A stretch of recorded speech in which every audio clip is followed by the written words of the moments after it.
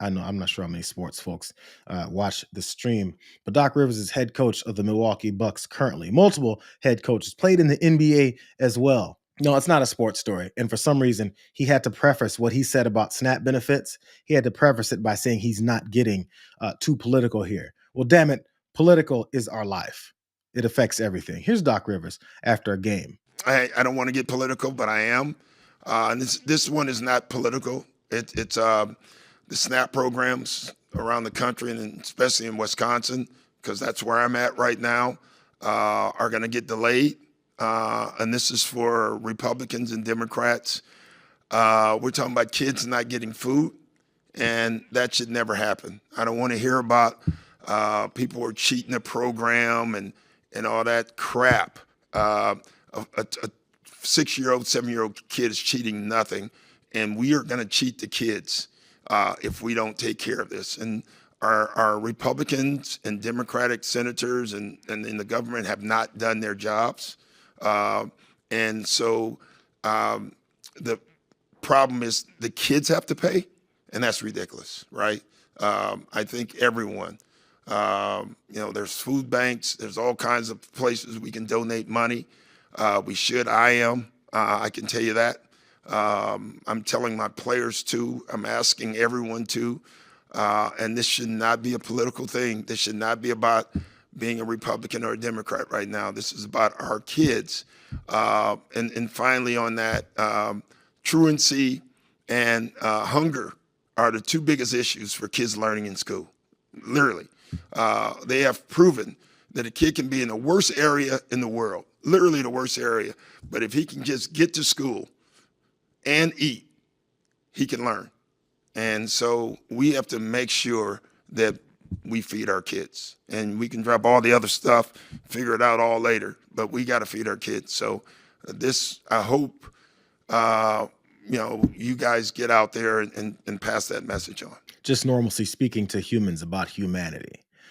There can't be too many people that disagree with Doc Rivers on it, say shut up and dribble and all the stupid that they always say to athletes and coaches and people in the sporting world that have something to say about their society as well. There's no conversation that you can disagree with on feeding children. That is, unless your policy is to make sure kids aren't educated nor fed and that they're desperate and hungry, which has been the stance of this Republican Party. That's when it gets political. And I'm glad Doc Rivers is pointing it out, because sometimes we need to see and hear from folks that we don't expect to see and hear from on these types of issues.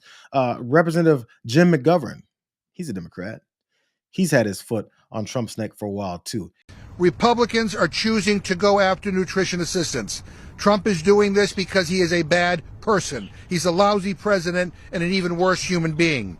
He's weaponizing hunger and trying to rip food away from more than 40 million Americans, including 16 million children, for sadistic political leverage. How dare he? How dare he exploit the pain of hungry Americans? How dare he make working folks choose between health care and food? How dare he starve poor children who go to bed hungry? These people are sick in the head.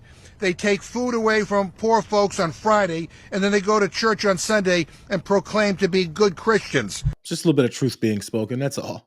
Representative McGovern talking about the hypocrisy surrounding these stances. They make these stances, all you have to do is highlight them. Just take your highlighter out and say it again what they just said, because they say horrific things about people that they're supposed to represent, people that they feel they're supposed to rely on for their votes later, and call them trash, and we're not supposed to respond.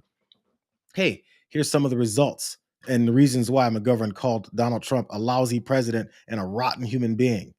Here's some quotes from folks who rely on SNAP benefits. I am housebound because I need a couple of spinal cord surgeries, so this is really going to hurt me because I can't work and thereby earn money to put food on the table. That's what Taras Stratilak said. She's a retiree in Southern California. And that was referencing a refrain of Trump and the GOP as they have downsized federal aid programs. She wrote this: I guess I'm lazy, or maybe I'm waste, fraud, and abuse. Here's another person, Wisconsin resident Betty Standridge. She's 56 years old.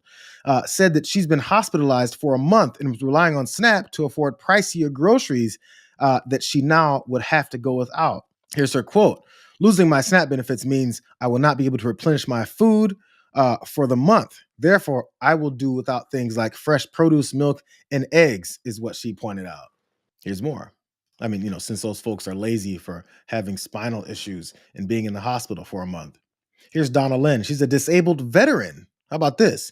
In Missouri, she said this cutoff of benefits would force her into making some tough decisions. Here's some of those tough decisions for this veteran of the United States. As we always say, we support the troops. It comes down to paying for my medications and my bills, or buying food for myself and for my animals.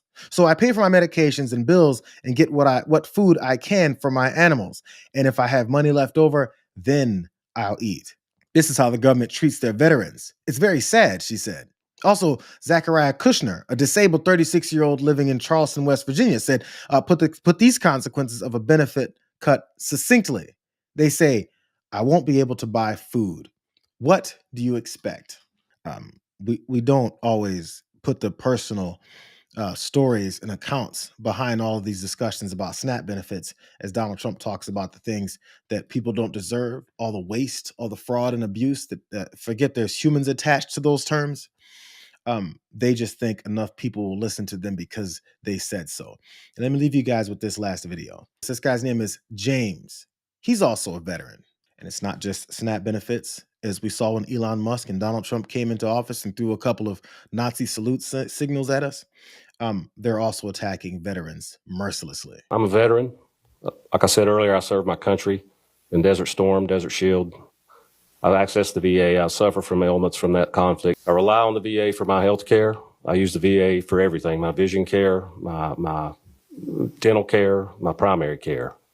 I love the VA. I really do. VA health care is not a handout. Veterans earned that care, especially veterans that served in open conflict that suffers from their ailments by fighting for this country. But every week this shutdown drags on, the promise gets weaker. Clinics are short-staffed. They're even getting more short-staffed due to the VA cuts. Doctors and nurses are leaving. Claims are delayed. And then this administration is talking about cutting another 30,000 positions from the VA. That's unacceptable. That's not making the promise to these veterans that this country made to them. But it seems like this administration can find money for other things, as the leader mentioned earlier. $40 billion to Argentina, $200 million for a ballroom, $400 billion, I think, for the jet from Qatar. I mean, I can't keep up with all the money that this administration is wasting, and not a dime for the American people. It's just clear.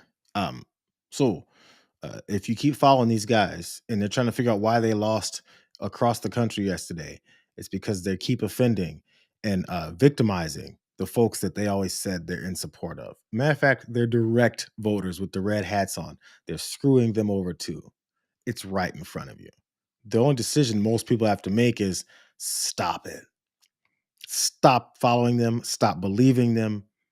Listen to what they say and try and decide, do I want to be a pawn in their system of destroying my life and stealing my resources? Because that's all it is.